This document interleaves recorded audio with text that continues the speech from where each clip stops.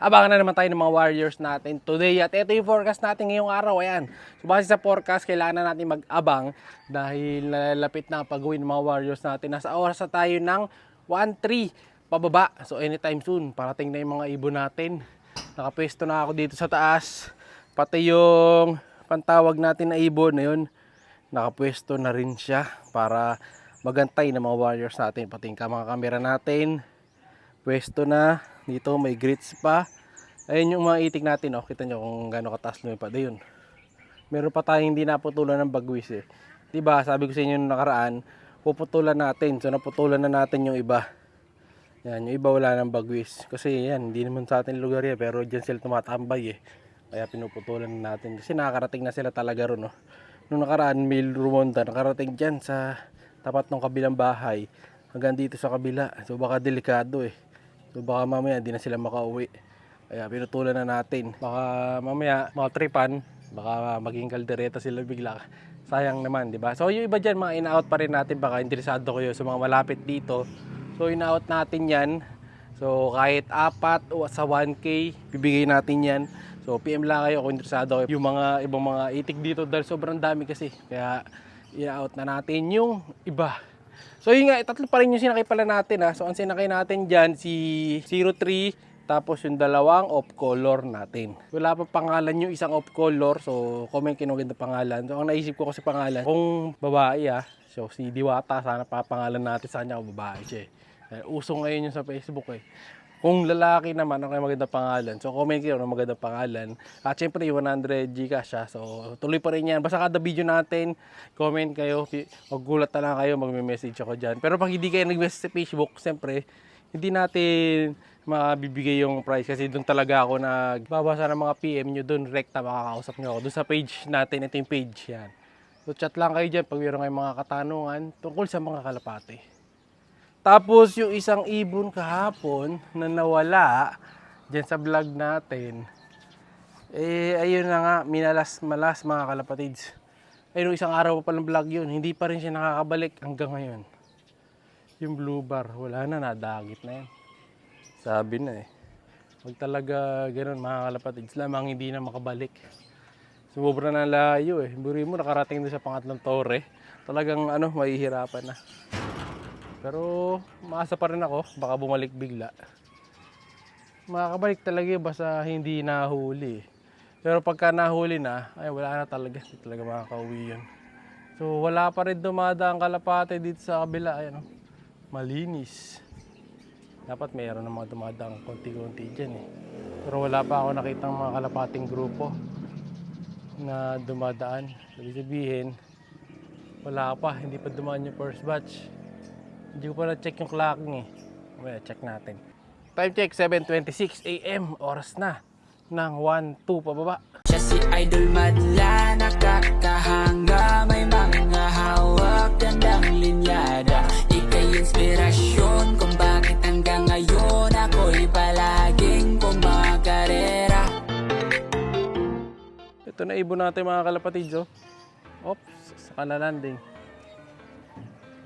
Galing sa kaliwa. Okay.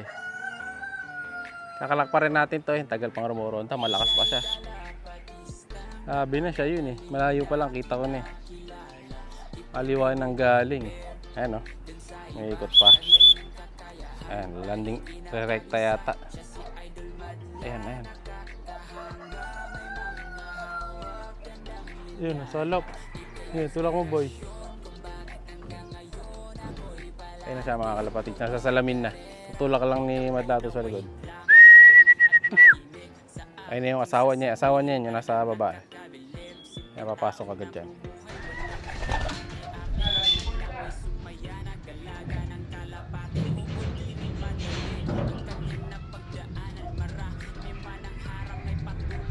Ayun na siya mga kalapatid, tulak na natin. Sok. Pasok. Loob. Pasok. Sa kabila, tol. Pasok. Sige. Ayun na, papasok na siya. Yan, butas. Pasok. Pasok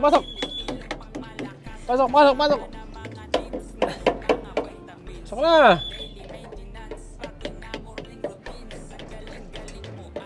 Sige. Nagsulok pa. Okay. Lock mo na dyan. Kaklak na lang ni Patlato doon sa kabila. Dito ko nakita ng galing, oh, sa kabila. Dito. Tanaw ko, malayo pa lang siya. May sumasabay na pag ano, oh. Talagang dito sila nang gagaling. Nasasama sila sa side nung bataan. Hindi sila dumadaan. Dapat dito nang gagaling sa likod natin, eh. Dito dapat sa likod. Tapos, it's either lulusot sa tapat nito or dito mang gagaling sa kanan. Kaso hindi sila dyan lumulusot ngayon. Diba dinadaanan nila.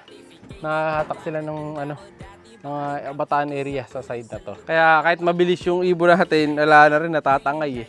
Pero okay lang yun, at least nakauwi na isa natin. So dalawa na lang hintayin natin, yung dalawa off color na lang. So tingnan natin kung dito rin manggagaling. Pero sa tingin ko dito pa rin dadaan yung dalawa na yun. Dumating na si off color. Di ko lang alam kung sino off color to, ha. Yung YB. Babae ba yan? Lalaki. Parang lalaki daw. Sige, tulak, wala pa. Sa kanto pa yun. Ano pa? Wala pa rin.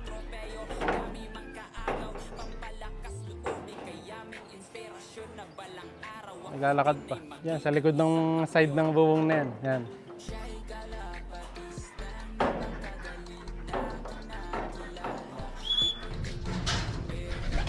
Okay, yan ang bumaba na sa wakas.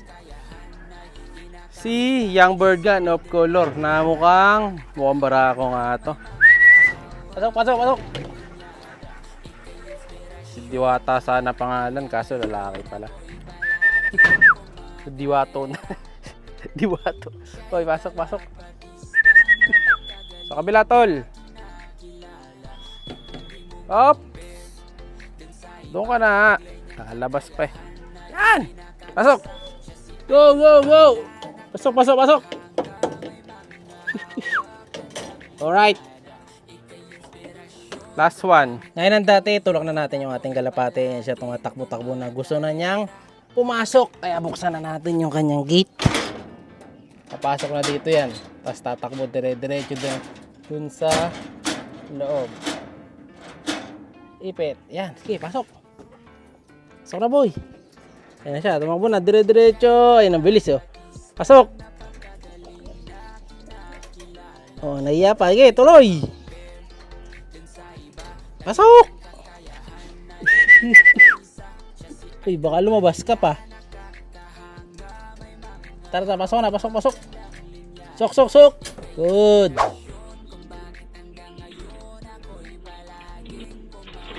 Siya'y kala